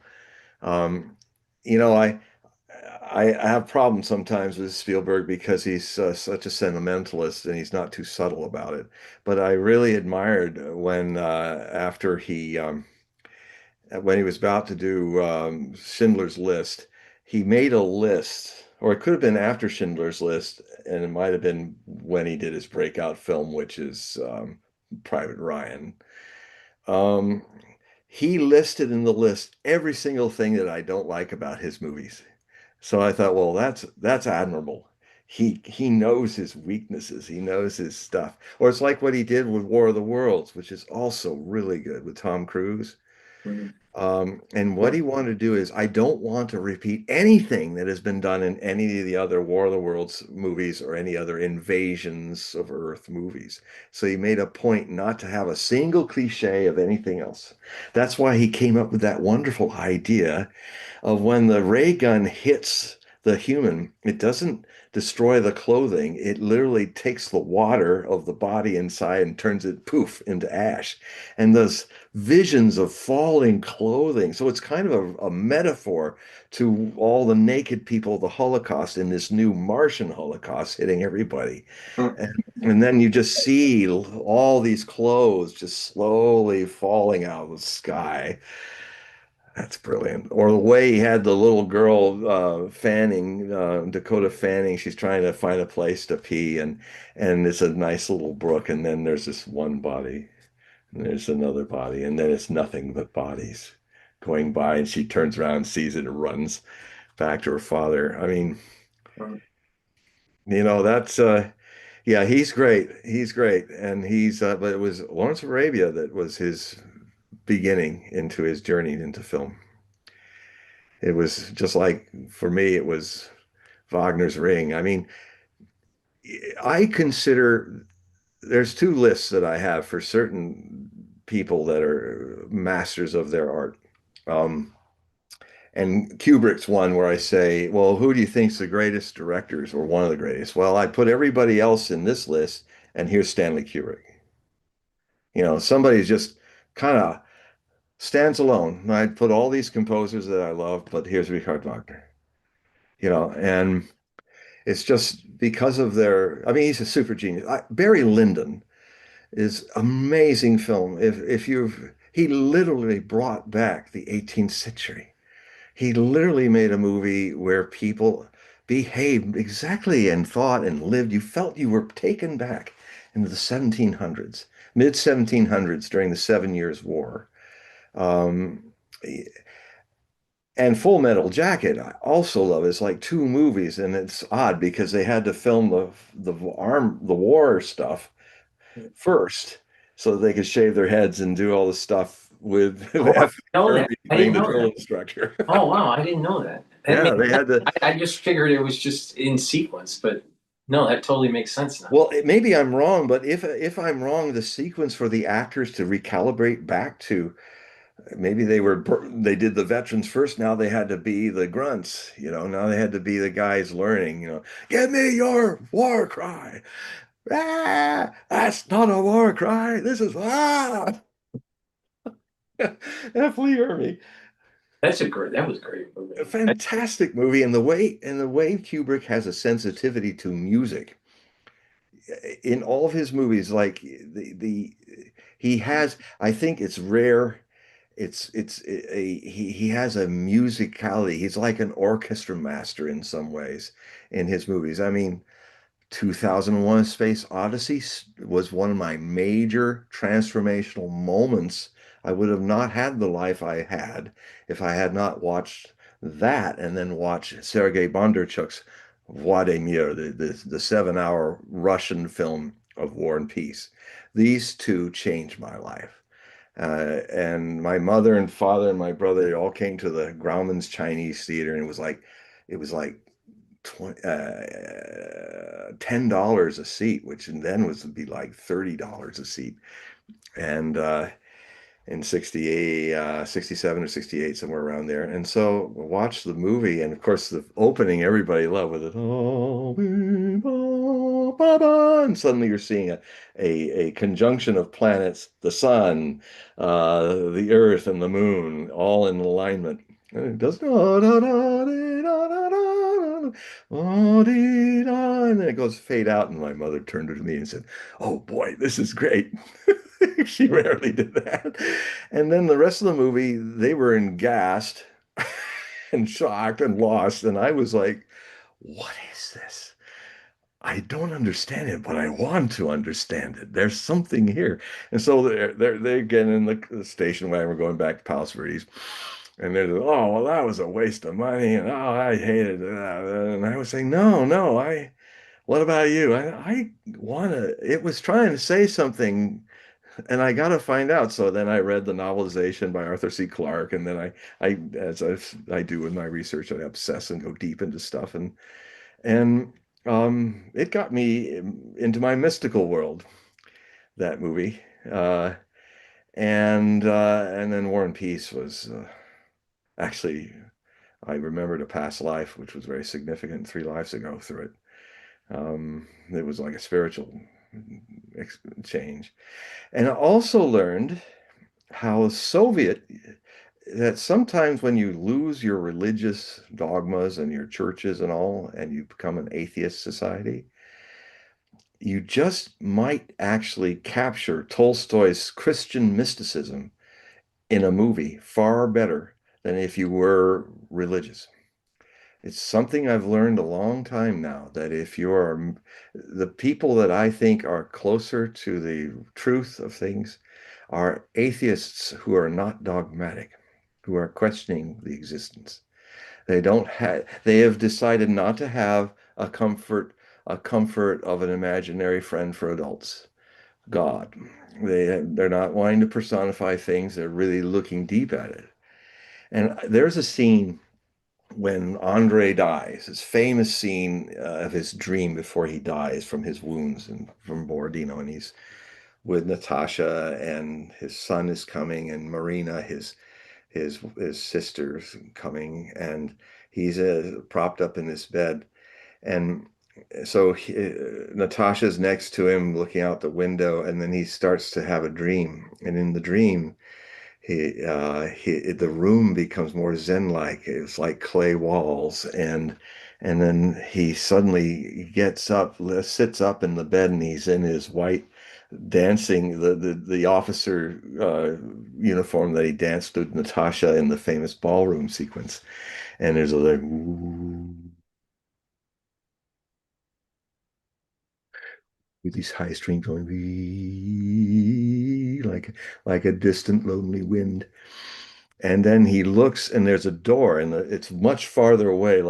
First, what happens? He's sitting in his bed, and he's hearing these ocean of voices coming down at him. And then what you're seeing is these pathways where people, all the classes mixed together, peasants, soldiers, princes and princesses, and they're all looking at him as they're walking down the stairway, going, all gossiping about him as they're looking at him. And then suddenly he looks the other way, and there's the door, the wooden door with the lock on, and he goes, boom, boom, the music. And then there's a shot of him walking, and he's like an luminous reflection. And as he's trying to walk to it, it's taking him forever to get to the door. Classic dream stuff, you know. And he gets to the door, it cuts back to behind him, and he's kind of holding on to the door. He's like doing this. And he's holding on to the door, trying to keep it from opening. And then suddenly it starts to open, and it cuts in from inside, in the blackness inside, looking at him, looking in, and he's all sweating. He's just looking like you got it. You're thinking, God, what's he going to see? It's going to be horrible. And then you see what he's seeing, and what it is a little version of him in the infinite blackness walking. And as he walks, the bell goes ding, ding, ding, ding, ding, ding, bong. And there he is back in the bed, sleeping, and his eyes are opening. And he's saying exactly like Tolstoy wrote. He says, yes, that was death, and I have died. And then his eyes change, like, yeah, but yet I'm awake. And this is his voice. He's just not moving his face, it's just his inner voice. And his eyes flash a little, and he says, yes, death is an awakening. And then things are distracted. Here comes his son and Marina and kissing with Natasha and all. And he sees his son and well, they have been talking and they're there with him. And there's a beautiful shot where Marina's got her back turned to him, but you can tell that she's sensing something's happening to him. And she almost afraid turns around to look. And then you don't see him first. You're seeing the reaction in her face, reflecting what she's seeing. And there's these bells going, "Meena, meena, moo, meena, meena, moo." And there he is laying in the bed, regal though dying, and his lids slowly, slowly close. And as they do, you hear this weird thing where they're taking cello strings, doing this weird thing where you hear him lifting.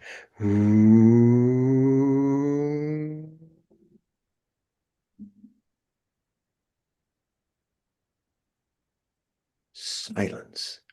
And all you see for the next minute and a half is a shot which must have taken a long time to find. The camera is a shot from the Russian steppes, looking of the cloudy sky, and there's this one part of cloud that's opening. And as it's opening, because there were a slight cirrus that you almost feel rather than see in the blue sky beyond, it gave an illusion of more dimension and depth to the infinite blue sky. And it's just opening, opening, opening for a minute. Pure silence. That was another epiphany moment for me. That was just, and when I thought, my God, the Soviet guys who are not going to church, they've got it. They've got the Christian mystical side. This is exactly what Tolstoy was trying to express in his writings. Um, but he was a rebel Christian. So, so yeah, see these films, folks. These are great masterpieces, and I love that we kind of got into something more beautiful than the we came to the light after all this darkness that started this show. So we're getting near to the end here. So John, could you explain the readings and your periodicals? I do private readings. I came back to them in 2018. For 26 years, something happened where they were there one moment and they were gone. And people were shocked because a lot of people like my readings. I didn't like them. So I thought there was something I wasn't seeing in the way. It took 26 years to surrender to it ever coming back. And then when it came back and I started reading again in 2018 in Little Rock, Arkansas, in a convention there on the Arkansas River, um, I I came to understand what was missing was the reader was gone. The reader was in the way. Now there's just the reading. And so I do these readings. They can be 2 hours long.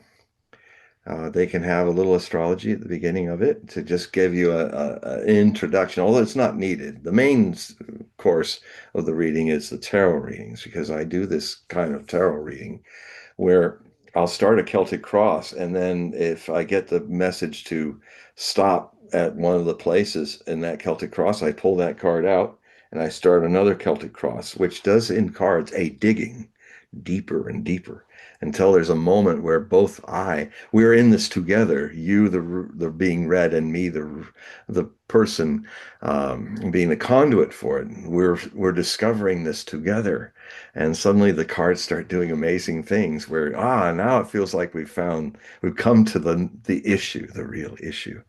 And it's really wonderful and fun.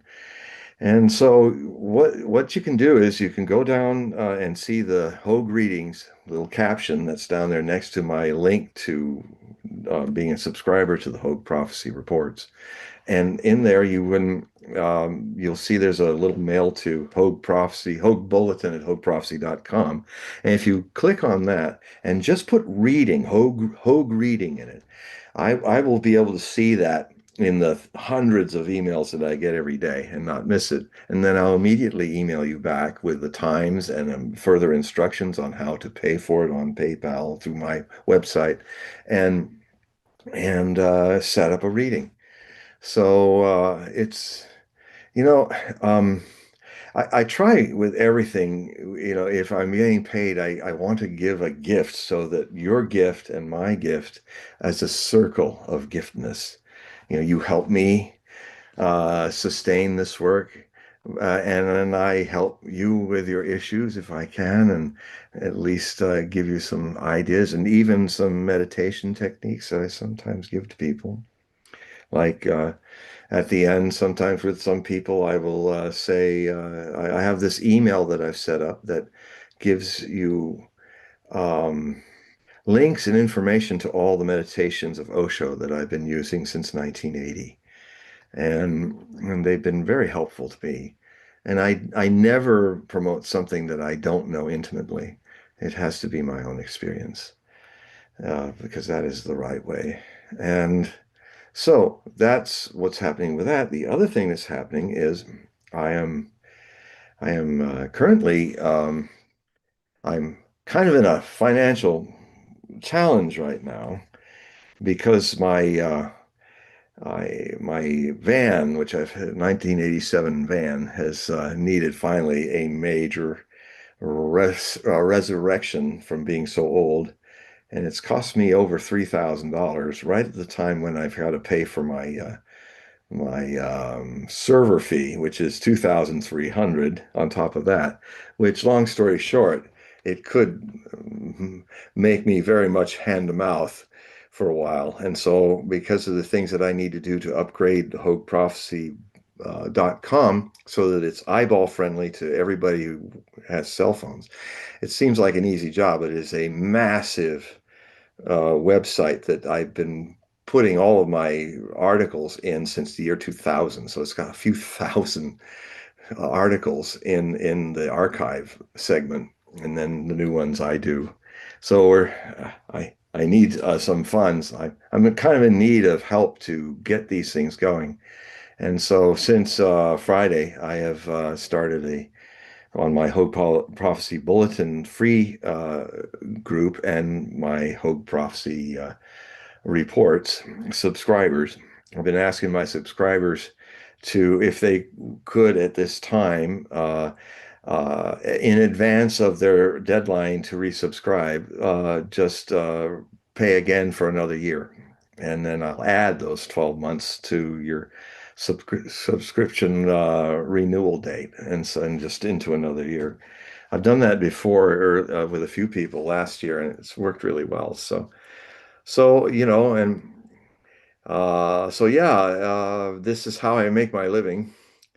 If I were independently wealthy, I wouldn't do that, but I'm just a working poor mystic. So, um,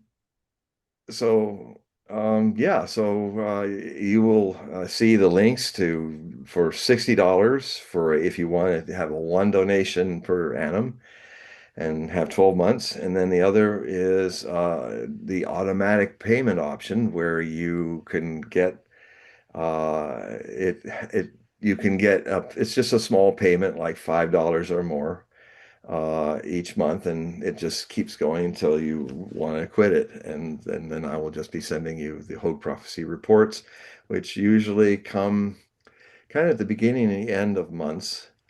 I don't really I can't make it a consistent date because it's dealing with all the things that are changing in our history right now, and all these history changing things sometimes have their own, okay, so I usually try to do one every 2 months. So, so if you have a yes, if you have the ability, you can do the automatic payments, which is just $5 or more, or you can do $60 or more. And some of you can do two digits, three-digit, or even four-digit donations. If you're able to do that and have a yes for that, that also helps a lot too. So we've got this thing going. So if a lot of you have been watching me here on Paul's show, want to help me continue to do these things, yeah, join. Like I say, if you just want to sample it, just $5.